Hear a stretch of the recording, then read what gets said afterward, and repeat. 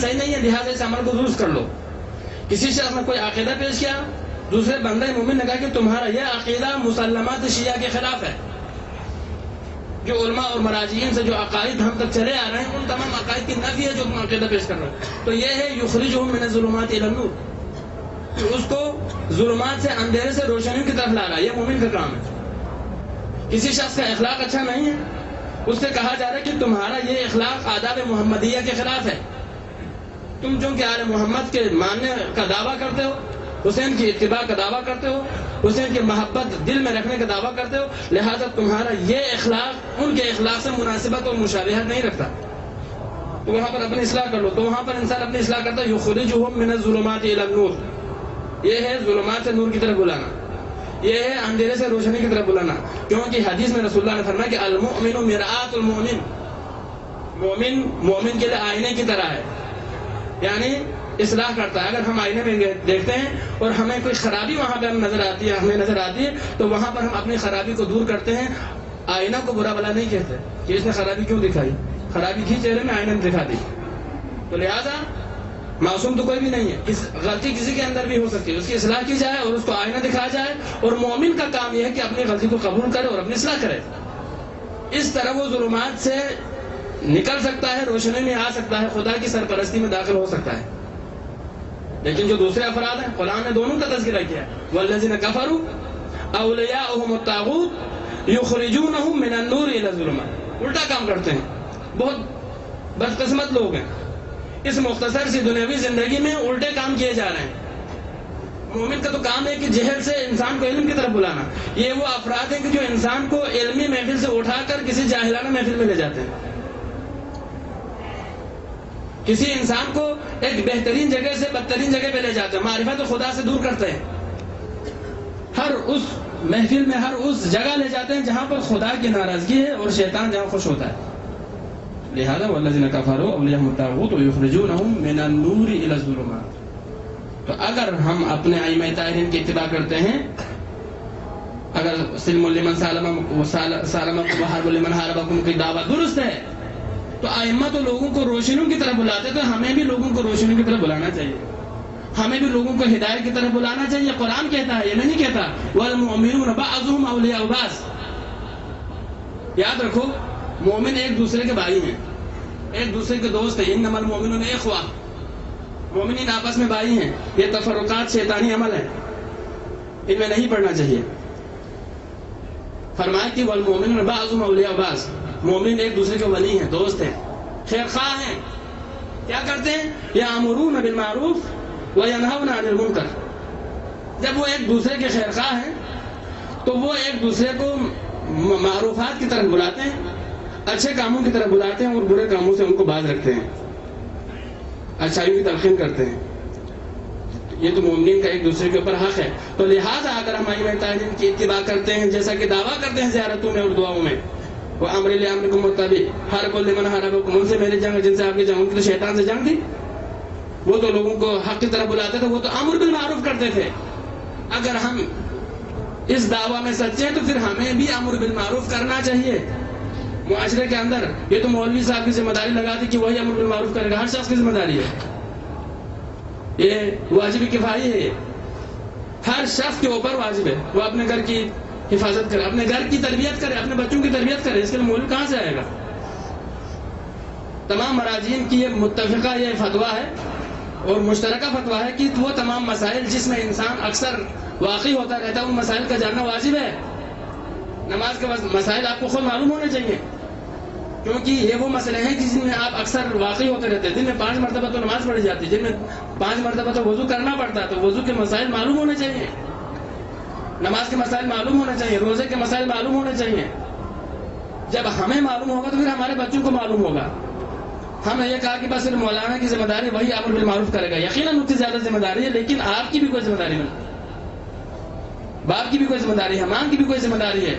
اگر ایک ایسا معاشرہ ہو جس میں ماں باپ اپنے بچوں کو نماز کی طرف تلقین کریں, نماز کی طرف بلائیں, جس طرح قرآن نے کہا وَأَمُرْ أَهْلَكَ بِالصَّلَاةِ وَاسْتَبِرْ عَلَيْهَا.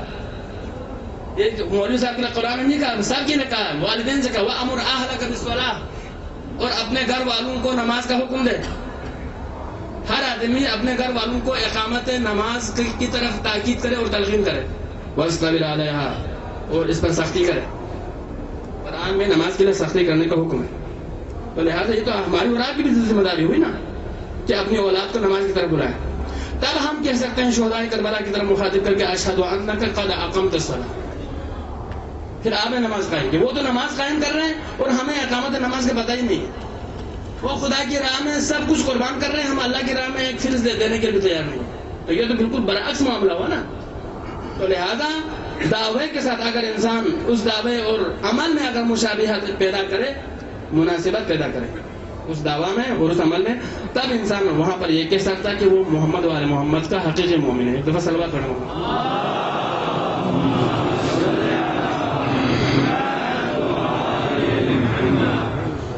جب انسان اس حالت میں پہنچے کہ اس کے دل میں محمد والے محمد کی محبت ہو، اور یہ بات آپ کو معلوم ہونا چاہیے، ہر شخص کے ذہن میں یہ بات ہونی چاہیے کہ دنیا اور آخرت میں اگر کوئی چیز آپ کے کام آ سکتی ہے وہ یہی محبت حسین، یہ ابا عبداللہ الحسین کی محبت ہے جو انسان کے کام آتی ہے۔ حدیث میں حضرت امام ابو عبداللہ جعفر بن محمد الصادق علیہ السلام ارشاد فرماتے ہیں،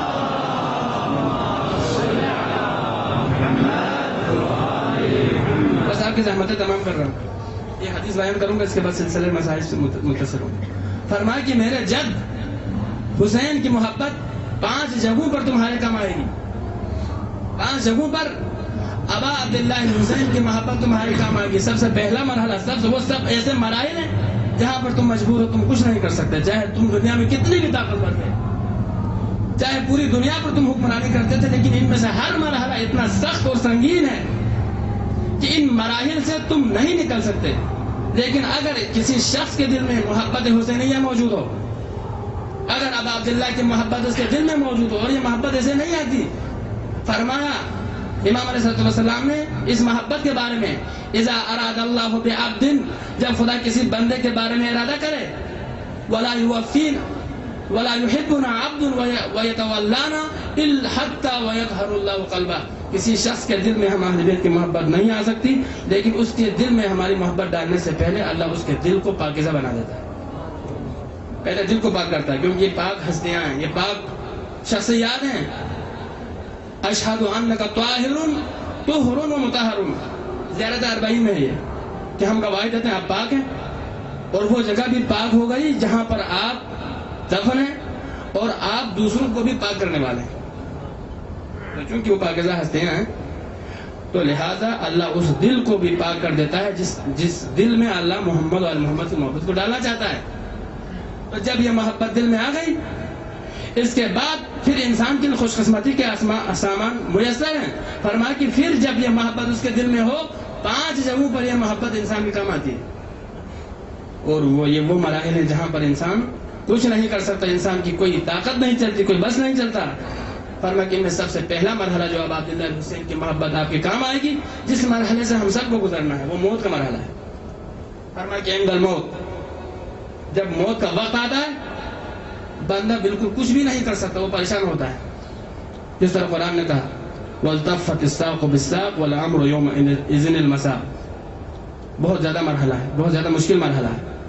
کَلَّا إِذَا بَلَغَتِ الْحُلْقُومَ وَأَنْتُمْ حِينَئِذٍ تَنظُرُونَ، بہت مشکل مرحلہ ہے کہ جب روح حلق تک پہنچے، انسان کا کچھ بس نہیں چلتا، سکرات موت اس کے اوپر حاوی ہو جاتے ہیں، اس وقت انسان کا کوئی بھی کام نہیں آتا، مگر حدیث میں امام جعفر صادق فرماتے ہیں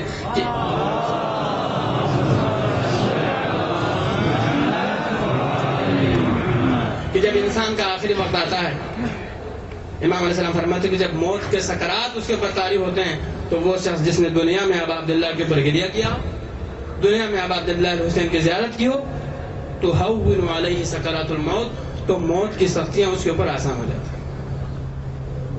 فرمایا کہ پھر اس کے بعد فَيَلْتَقِي مِن مَلَكِ الْمَوْتِ كَأُمِّ الشَّقِيقَةِ، اس وقت وہ ملک الموت اس سے یوں ملاقات کرتا ہے جس طرح ایک شفیق ماں اپنے بچے سے ملاقات کرتی ہے۔ فرمایا کہ پہلا مرحلہ ہے کہ جہاں پر ابا عبداللہ کی مصیبت انسان کے کام آتی ہے، لہذا اس اجر کو آپ ضائع نہ کریں، اس محبت کو ضائع نہ کریں، یہ کوئی معمولی بات نہیں ہے۔ امام جعفر صادق علیہ السلام نے ان عزاداروں کے ان تمام اعضاء و جوارح کی پر آپ نے خدا سے رحمت طلب کی جن کے ذریعے سے عزادار اب عبداللہ کی عزاداری کو برپا کرتا ہے. چند لوگ آئے عراق سے,